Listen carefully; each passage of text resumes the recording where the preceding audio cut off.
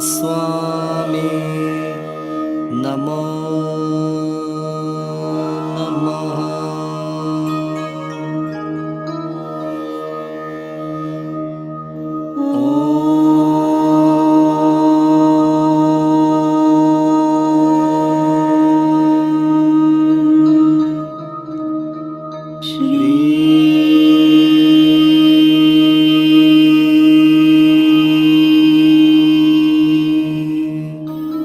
बाबा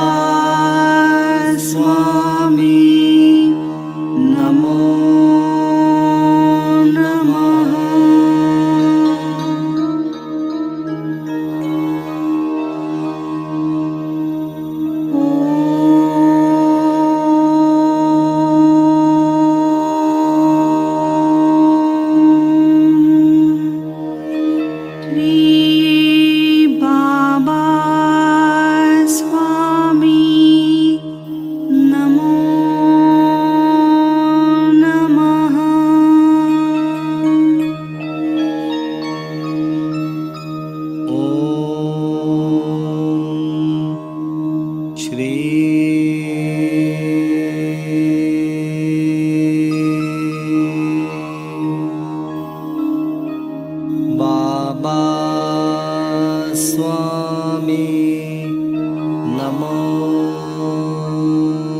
नमः।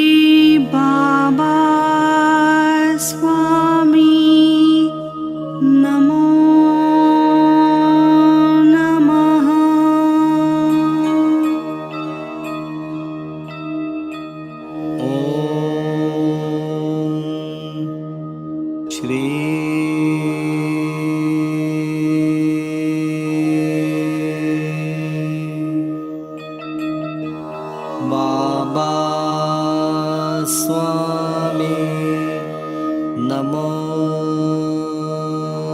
नमः।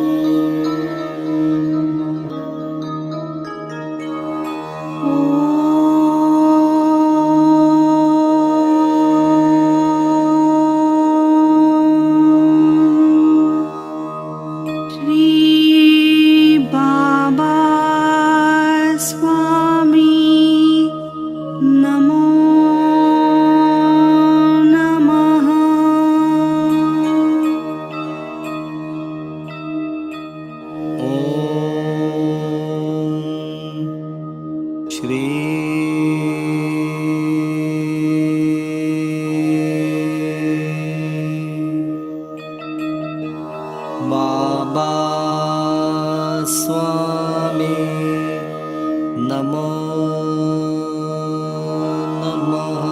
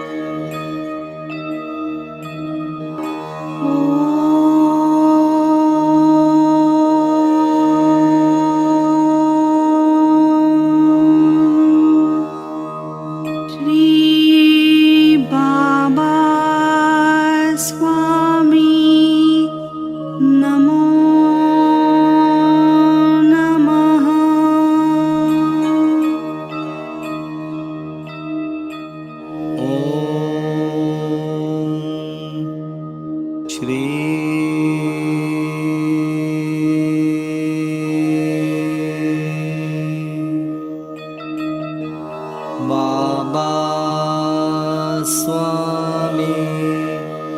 नमो नमः।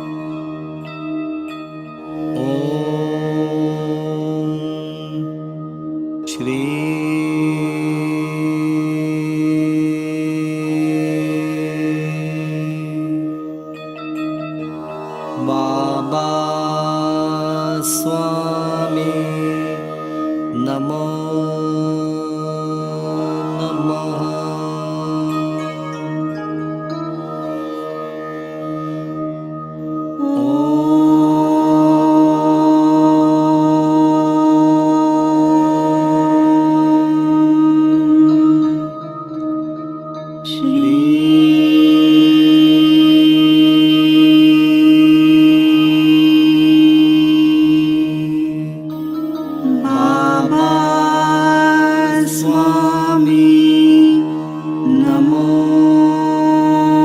नमः।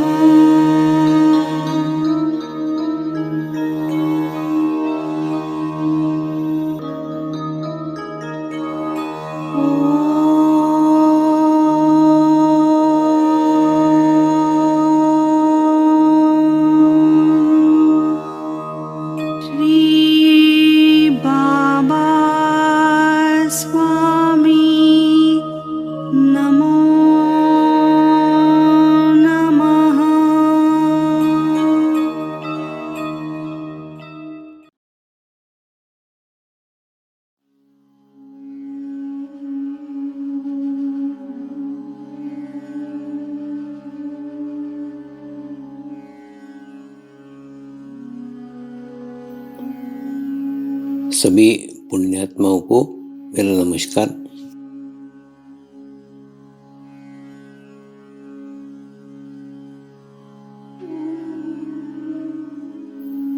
गुरुर्ब्रह्मा गुरुर्विष्णु गुरुर्देवो महेश्वरा गुरु साक्षात परब्रह्म तस्मै श्री गुरुवे नमः।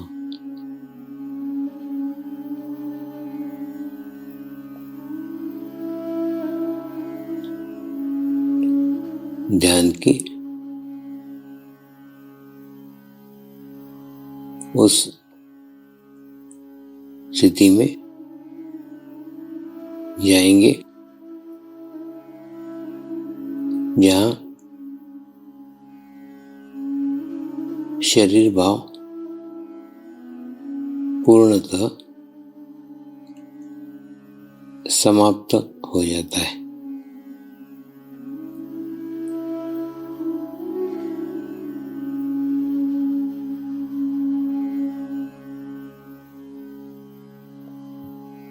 अपने पूरे शरीर को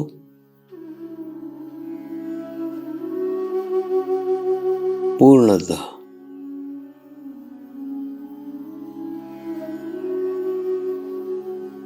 शिथिल छोड़ देंगे, एकदम रिलैक्स हो जाइए।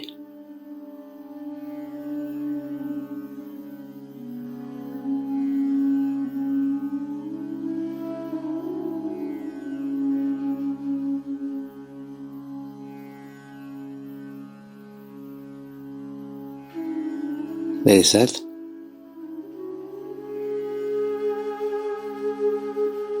मंत्र का उच्चारण करेंगे।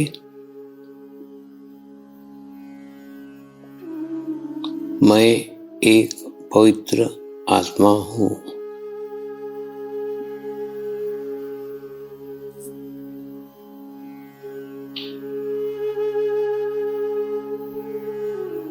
मैं एक शुद्ध आत्मा हूँ।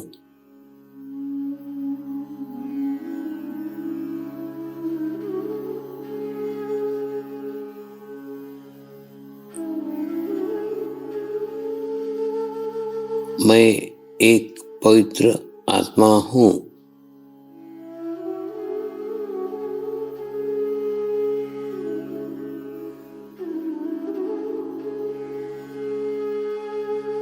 मैं एक शुद्ध आत्मा हूँ।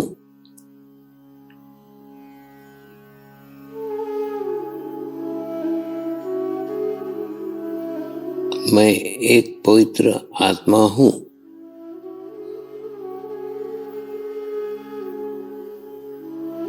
मैं एक शुद्ध आत्मा हूँ।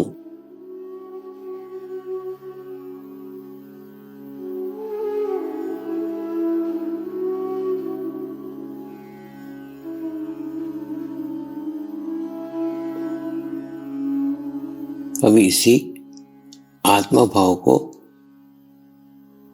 बनाए रखते हुए गुरु मंत्र का उच्चारण करेंगे।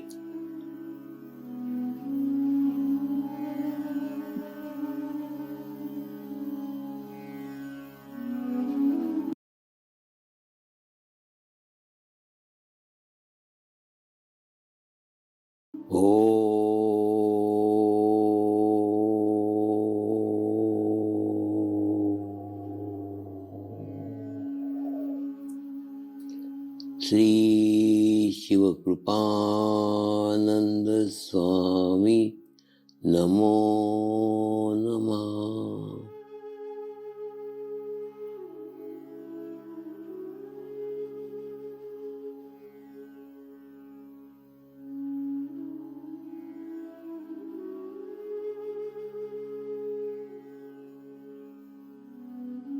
ओम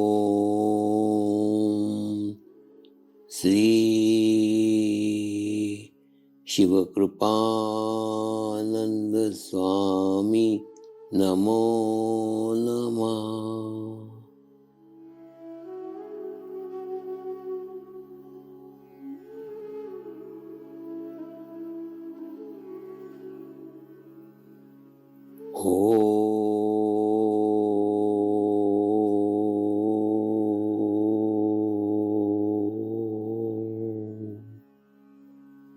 श्री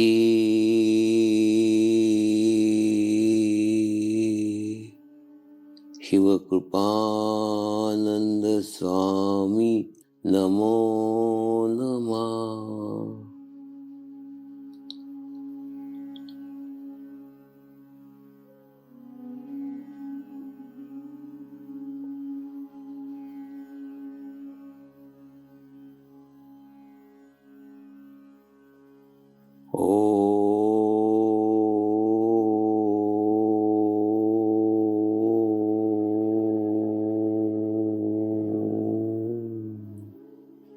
श्री शिवकृपानंद स्वामी नमो नमः।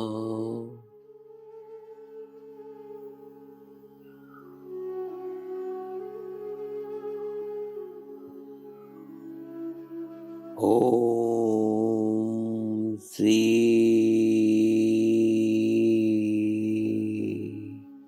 शिवकृपानंद स्वामी नमो नमः।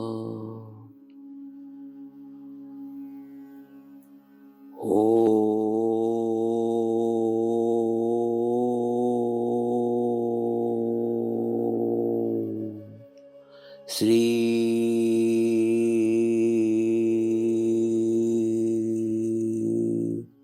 शिवकृपानंद स्वामी नमो नमः।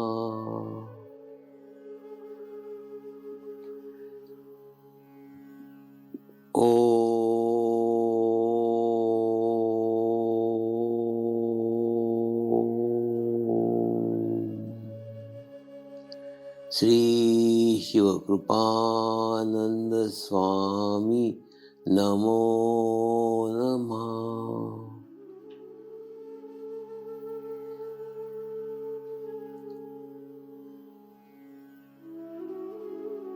ओम श्री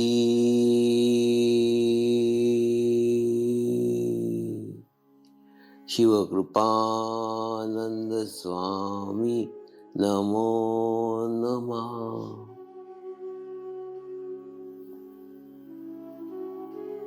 ओम श्री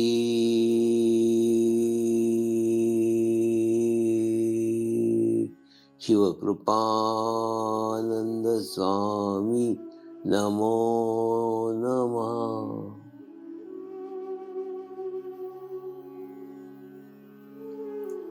अब आप अपना चित्त सहस्त्रार पर रख के थोड़ी देर के लिए ध्यान में जाएंगे।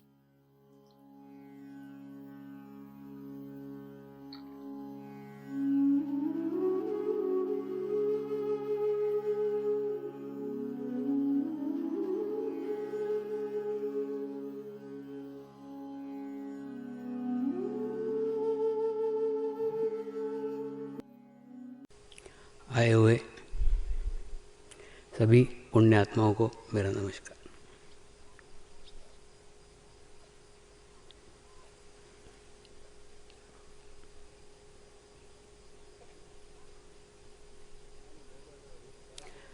समर्पण आश्रम के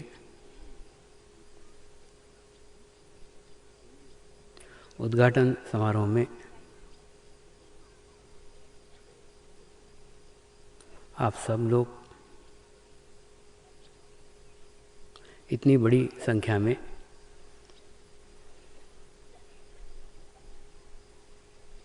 उपस्थित हुए हो, आप सबका मैं आश्रम की ओर से हृदय से स्वागत करता हूँ।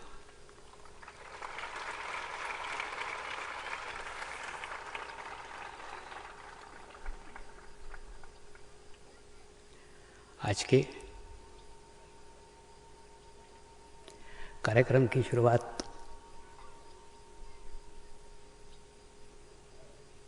मैं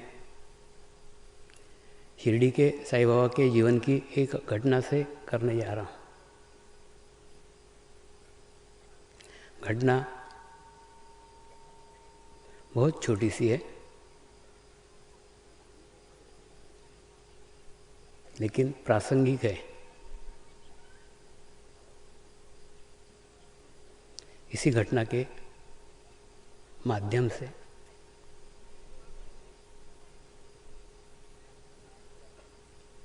मैं समर्पण आश्रम के उद्देश्य को स्पष्ट करना चाहता हूँ।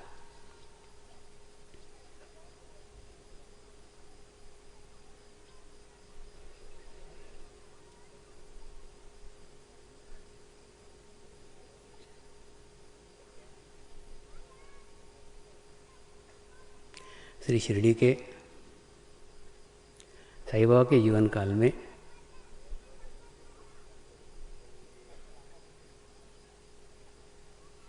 एक बार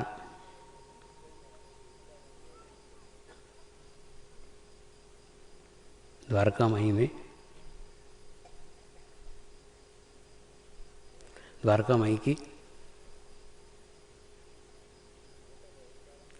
मरम्मत का कार्य चल रहा था।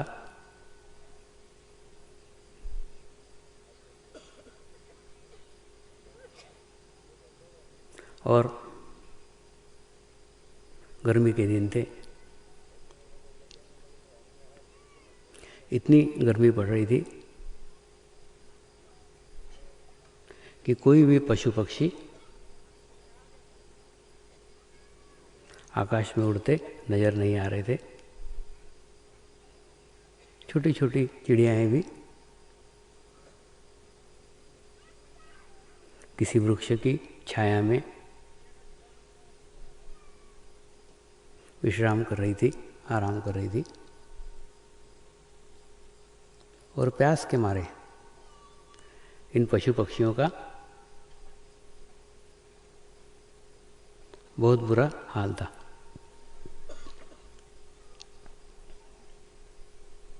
ऐसी ही चिलचिलाती हुई धूप में कुछ मजदूर जुड़ाई के कार्य के लिए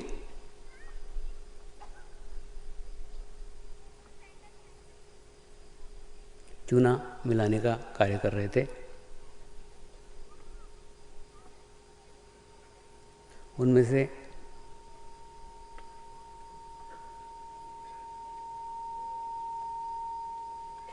कुछ मजदूरों को प्यास लगी थी, लेकिन उनको पानी पीने के लिए भी आसपास कहीं पानी नहीं था। और उनके पास इतना समय नहीं था कि वो दूर जाकर पानी पी सके।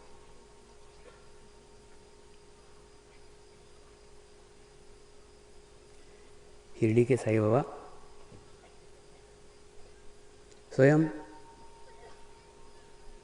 द्वारका माई के मरम्मत का कार्य देखने के लिए आए।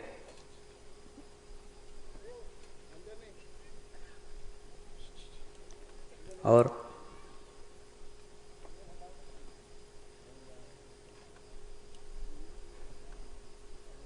जब उन्होंने वहाँ आने के बाद ये महसूस किया कि कई मजदूर प्यासे हैं, कई मजदूरों की प्यास के कारण खराब स्थिति हो रही है, तो उन्होंने ये सब कुछ अंतर्मन से जान लिया। जिन महापुरुषों का ओरा विकसित हो जाता है, तो ओरा विकसित हो जाने के बाद उस ओरा में कोई भी जीव जंतु प्राणी कोई भी आता है, उसकी इच्छाएं, उसके विचार स्वयं ही उन तक पहुंच ही जाते हैं। ठीक इसी प्रकार से उन मजदूरों के प्यास के विचार भी उन तक पहुंच गए।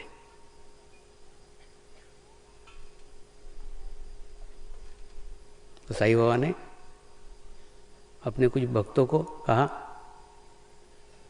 मुझे बड़े जोर से प्यास लग रही है, मुझे पानी ला करके दो। तो एक मुसलमान भक्त भी पानी लेने के लिए दौड़ा और एक हिंदू भक्त भी पानी लेने के लिए दौड़ा, और दोनों ही बड़े शीघ्र गुरु आज्ञा मान करके दौड़ते हुए पानी लेकर के आए। तो पहले मुसलमान पहुंचा तो साईं बाबा ने उसके हाथ का गिलास ले लिया। एक क्षण के बाद हिंदू भक्त पहुंचा तो उसने शिकायत की, बाबा आपने इसके हाथ का क्यों लिया, तुम इन लोगों को बहुत सर पे चढ़ाते हो, तुम इनको क्यों प्रोत्साहित करते हो, क्यों उन्हीं का पानी लेते हो, हमारा क्यों नहीं लेते। उन्होंने पास में एक लोटा रखा हुआ था, उस लोटो में दोनों का पानी डाल दिया और कहा, अब विभक्त करके दिखाओ, हिंदू का कौन सा गिलास है और मुसलमान का कौन सा गिलास है।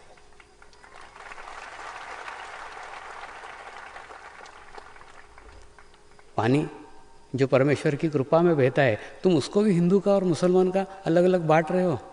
पानी पानी होता है, ना वो हिंदू का होता है ना मुसलमान का होता है। उसी प्रकार से परमात्मा सबका होता है, ना हिंदू का होता है ना मुसलमान का होता है। एक बहुत बड़ा संदेश, एक बहुत बड़ा मैसेज उन्होंने छोटी सी घटना से उन्हें दिया, और बाद में दोनों के मिक्स किया हुआ पानी खुद पी गए। और पी जाने के बाद जैसे इन्होंने पानी पिया, वो मजदूरों की प्यास बुझ गई और उनको फिर पानी की तकलीफ नहीं हुई। तो कहने का मतलब, एक ऐसा माध्यम है जिस माध्यम से सब तक पहुंचा जा सकता है, वो है गुरु।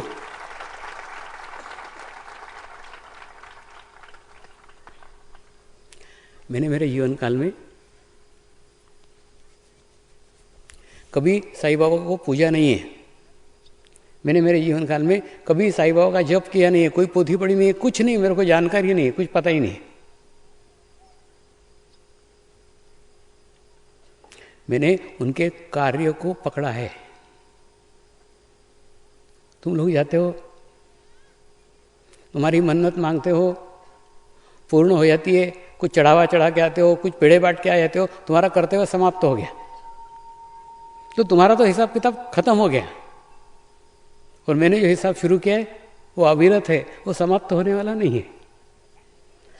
तो उनके कार्य को पकड़ने की आवश्यकता है।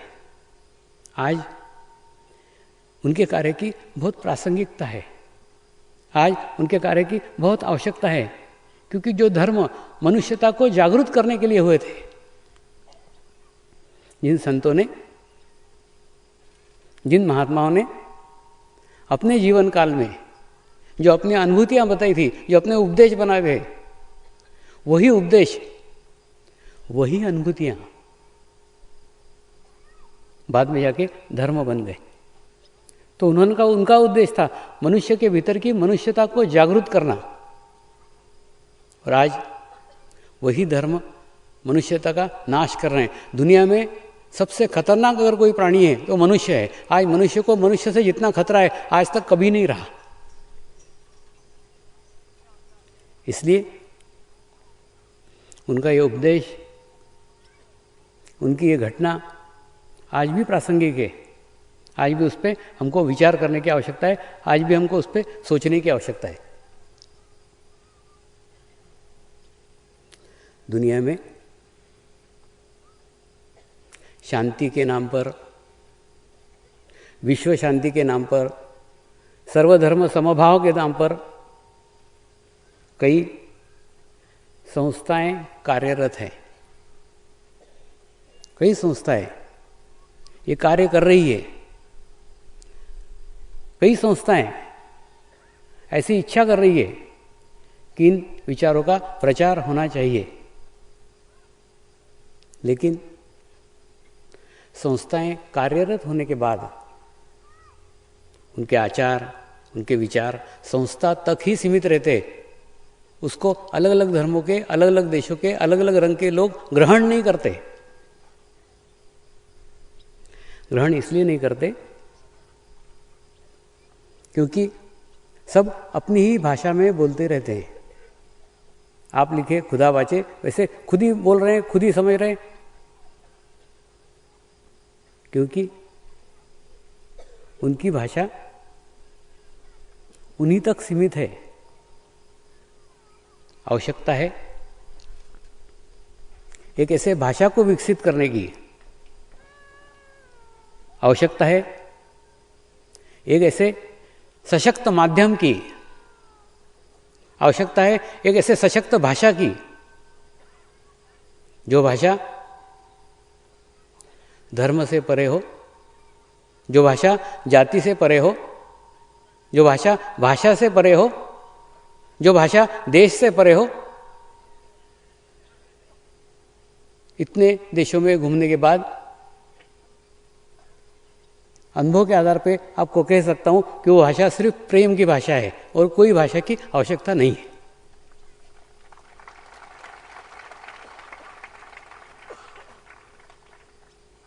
आप सोचो ना, एक व्यक्ति जिसने एक अक्षर भी पढ़ा हुआ नहीं है, ऐसा निरक्षर व्यक्ति विश्व में घूमता है, उसको वहाँ के लोगों की भाषा भी नहीं आती, वहाँ के लोगों के जाति का भी नहीं है, वहाँ के रंग का भी नहीं है, वहाँ के धर्म का भी नहीं है। तो उस व्यक्ति के भीतर क्या होगा? कौन सा तत्व छुपा हुआ है जिससे अनेकों देशों के लोग प्रभावित होते हैं, लाभान्वित होते हैं?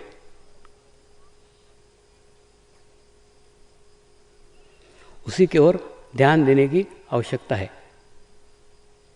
जब तक उस बात को नहीं पकड़ोगे, बाकी सब बातें फिजूल है, कुछ समझ में नहीं आएगी। वो कौन सी ऐसी बात है जिस बातों के कारण लोग हजारों मील दौड़े चले आते हैं? उसके रूप को देखने के लिए रूपवान तो वह है ही नहीं, उसके गुणों को देखने के लिए गुणवान तो है ही नहीं, उसके विद्वत्ता को देखने के लिए वो तो निरक्षर है, पढ़ा लिखा तो है ही नहीं। तो कौन सी ऐसी बात है, कौन सी ऐसी भाषा है जो भाषा उनके समझ में आ रही, हमारे समझ में नहीं आ रही? कौन सी ऐसी भाषा है इस भाषा के माध्यम से एक अदना सा छोटा सा व्यक्ति इतने लोगों तक पहुंचता है? उसकी देश की सीमा नहीं है, जाति की सीमा नहीं है, धर्म की सीमा नहीं है, सभी लोगों को वो अपना सा लगता है। क्या कारण है? तो आज उसका धन्यवाद दीजिए जिस गुरु ने मुझे पैदा किया है।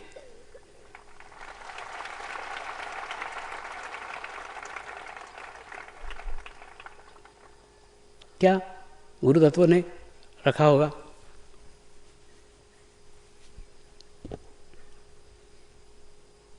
क्या गुरु तत्व ने डाला होगा?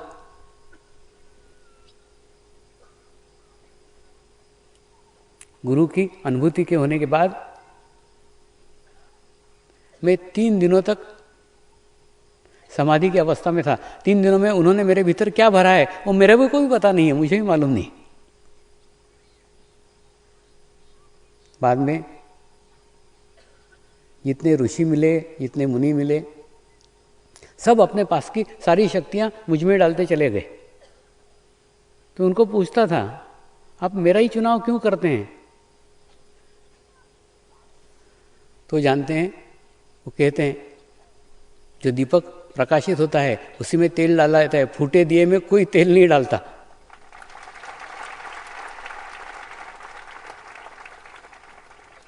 तो तुझे पता नहीं है, तेरा प्रकाश, तेरा माध्यम हजारों लाखों लोगों तक पहुंचने वाला है। तेरा मटका बड़ा है, हमारा मटका छोटा है, लेकिन हम चाहते हैं कि एक बड़े मटके के माध्यम से हमारी भी बात लाखों जन तक पहुंचे। तो ऐसे लाखों लोगों तक पहुंचने वाला माध्यम तू है, इसलिए तेरे भीतर डाल रहे हैं, तेरे माध्यम से डाल रहे हैं। हम जानते हैं हमारे पास शक्तियां प्राप्त हो गई है, लेकिन शक्तियां पहुंचाने की उम्र बाकी नहीं रह गई, उम्र समाप्त हो गई, इसलिए तुझे समर्पित कर रहे हैं। तो आज आपको ये सब कुछ बातें जो दिख रही है उसके पीछे अनेकों लोगों की साधना है। एक व्यक्ति का काम हो ही नहीं सकता। आपको पता नहीं, वो सब आज यहाँ प्रकट हुए हैं, आज यहाँ विद्यमान है।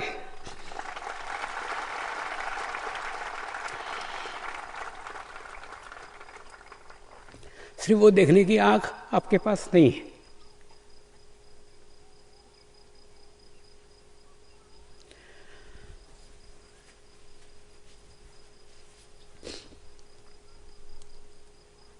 ऐसे पवित्र अवसर पे उपस्थित रहने की इच्छा रखना तो लाखों लोगों की है। कितने पहुंचे, लेकिन पहुंचे कुछ बिरले ही पहुंचे। जो पहुंचे वो पहुंच ही गए।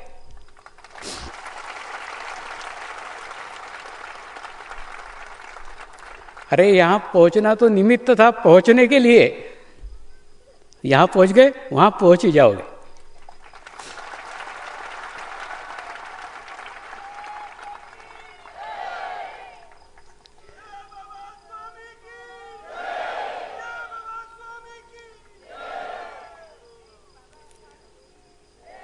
ऐसे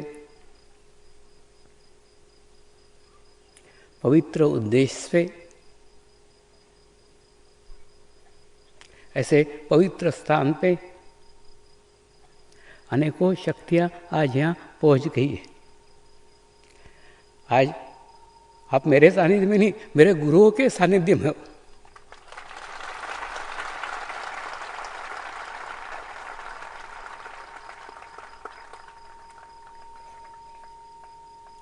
आज का यज्ञ एक बिरला ही यज्ञ था।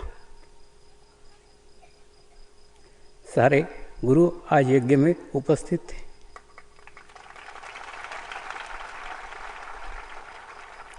सारे गुरु आज यज्ञ में विद्यमान थे। ऐसे गुरुओं के आशीर्वाद,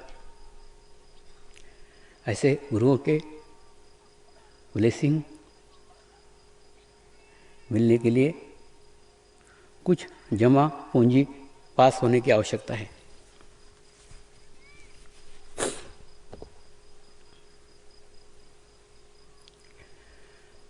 मेरे बुलाने से कोई नहीं पहुंच सकता, और सिर्फ पहुंचने की इच्छा रखने मात्र से भी कोई नहीं पहुंच सकता। यहां तक पहुंचने के लिए कुछ जमा पूंजी चाहिए, कुछ पुण्य कर्म चाहिए। बिना पुण्य कर्म के यहां तक पहुंच ही नहीं सकते। अरे आधे रास्ते में गाड़ियां फेल हो जाती है।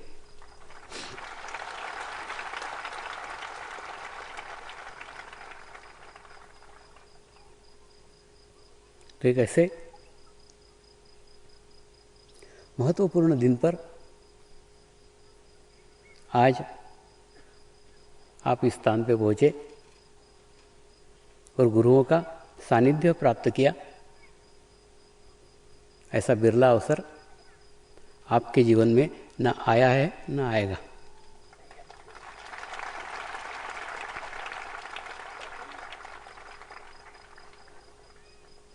सब कुछ प्राप्त कर लिया तुझे पाकर, अब पाने के लिए कुछ रह ही नहीं गए।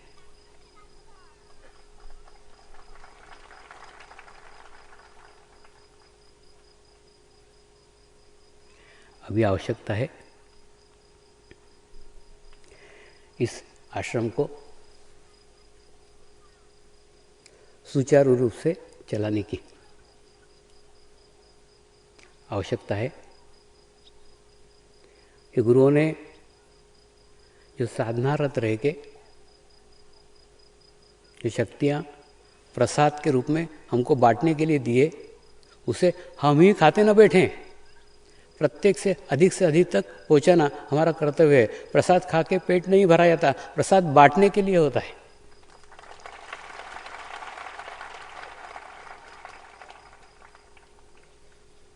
थोड़ी सी आपकी क्या धारणा है पता नहीं, लेकिन मैं थोड़ी धारणा स्पष्ट कर देता हूँ। कई साधक पैसे के मामले में बहुत चिंतित रहते हैं, सदैव चिंता करते थे, स्वामी नए नए नए नए काम निकालते रहते, इनको पैसे की कमी पड़ेगी, पैसे की आवश्यकता होगी। तो अभी हाल ही में 2 साधक मुझे मिलने के लिए आए और मुझे कहे, स्वामी जी हम एक साबु की फैक्ट्री डालते हैं और फैक्ट्री का जितना मुनाफा आएगा सब आश्रम को डोनेट करेंगे।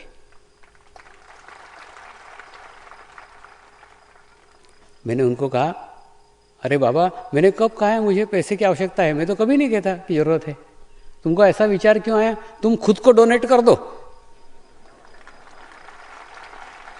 मुझे तुम दोनों की आवश्यकता है, पैसे की आवश्यकता नहीं।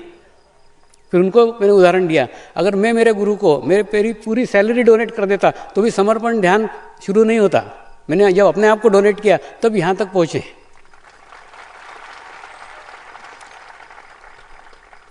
तुम पैसा डोनेट कर रहे हो मतलब कुछ बचा के रख ही रहे हो ना, वो कुछ भी बचना नहीं चाहिए। तुम अपने आप को दाव पे लगा दो कि फिर कुछ बचे, तुम्हारा कुछ रहेगा ही नहीं तो फिर बचेगा क्या? यहाँ मनुष्य बल की आवश्यकता है, यहाँ सेवा की आवश्यकता है। कई बार मेरा हठीला स्वभाव आपको विचित्र लगता होगा।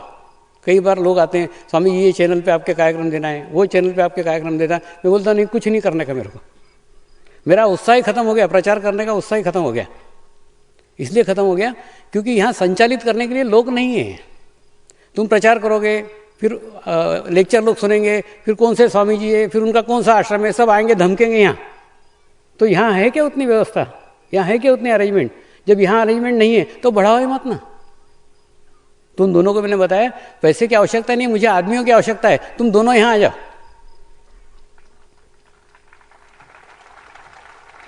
पैसा तो वैसे ही अरेंजमेंट हो जाएगा। तो थोड़ा स्पष्ट कर लो, यहाँ पैसे की आवश्यकता नहीं, मनुष्यों की आवश्यकता है। पैसा निर्जीव है, मैंने कभी निर्जीव चीज में चित्त नहीं डाला, निर्जीव चीज को वाइब्रेशन नहीं दे। जीवंत को वाइब्रेशन देता हूँ, वो जीवंत ही यहाँ काम करते, दिखे कि नहीं? 17 जीवंत ही लाए थे। उनको घड़ियाँ सिर्फ इसलिए मैंने गिफ्ट की कि उनके जीवन की घड़ी चेंज हो जाए, उनके जीवन का टाइम चेंज हो जाए, उनके लाइफ का समय बदल जाए।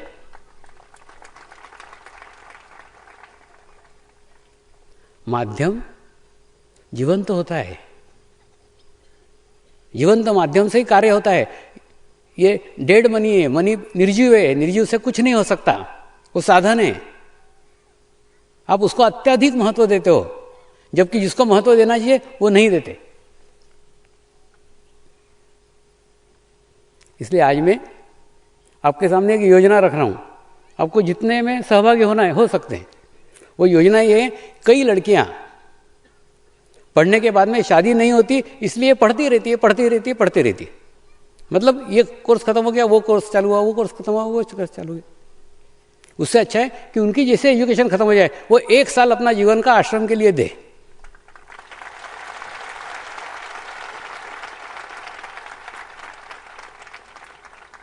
कई लड़के हैं पढ़ने के बाद में नौकरी नहीं मिलती, इसलिए बेरोजगार करके घूमते रहते। वो भी अपना एजुकेशन खत्म होने के बाद में 1 साल आश्रम के लिए दे।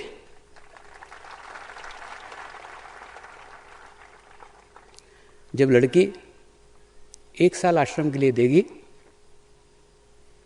साल भर में वो संतुलित हो जाएगी, बैलेंस हो जाएगी, और वो जिस घर में जाएगी वो घर को भी बैलेंस कर देगी।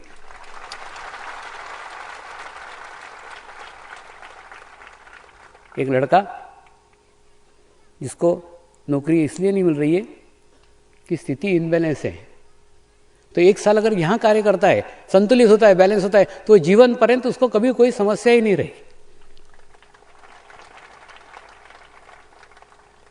कोई एक व्यक्ति रिटायर्ड होता है, रिटायर्ड होने के बाद में उसने साल भर आश्रम में देना चाहिए। वो उसके पत्नी के लिए भी बहुत अच्छा है, क्योंकि क्या होता है मालूम है, ये रिटायर्ड होने के बाद में वो पत्नी के खाने में एक निकालना चालू कर देते। एक व्यक्ति रिटायर्ड हुआ, वो पत्नी को बोलता, तेरी बगार तो कच्ची है, बोली 20 साल से तो खा रहे हो, आज नजर आई क्या? तो कहने का मतलब फिर वो फुर्सत में हो जाता है, तो घर की खामियां निकालना चालू कर दिया था। तो उनको 1 साल यहाँ भर्ती कर दो, तो यहाँ से सब सुधर करके घर आएंगे फिर।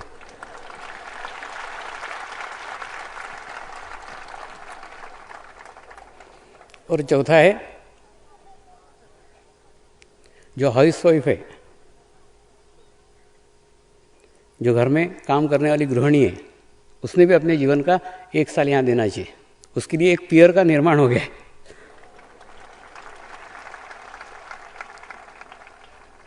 अब कभी भी धमकी देख सकते हो, 1 साल भर आश्रम चली जाऊंगी।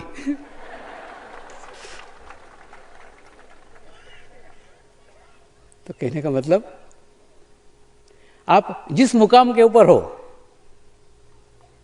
ये चारों स्टेजेस मैंने रखी, आप जिस स्टेज के ऊपर हो उस स्टेज में आपका स्वागत है।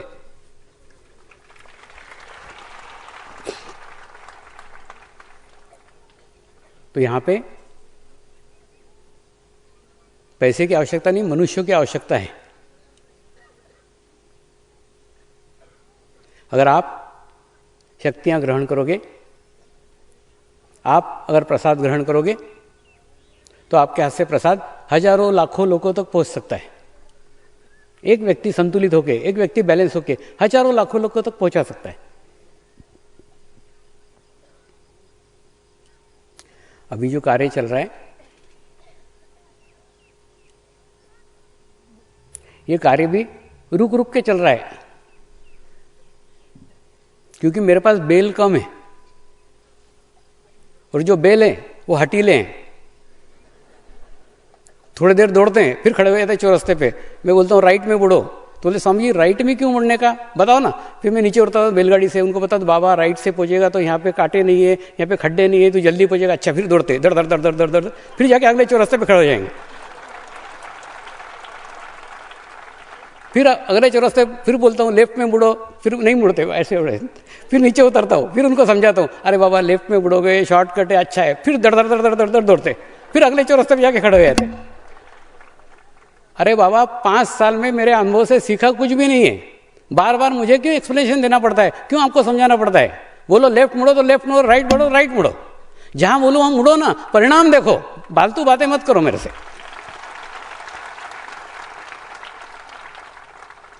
तो अभी जो परिणाम मिले वो सिर्फ 10% है आइडियल बेलों के कारण। अगर अच्छे बेल मिल गए तो क्या फास्ट होगा, सोचो आप।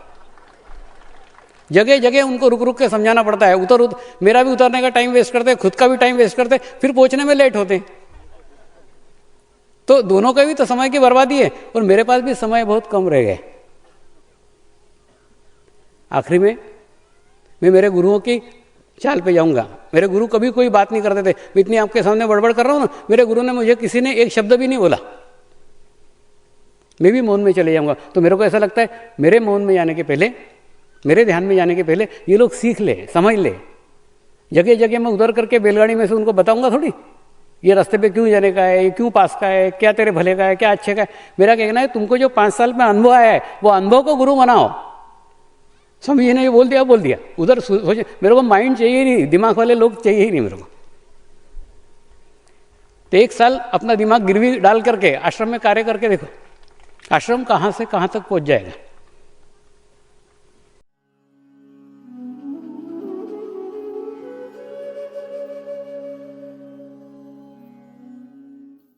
अब हम प्रार्थना करेंगे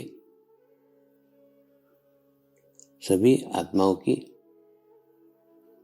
आत्म उन्नति हो, आध्यात्मिक प्रगति हो। यही हमारी प्रभु से प्रार्थना है। नमस्कार। जय आत्मेश्वर।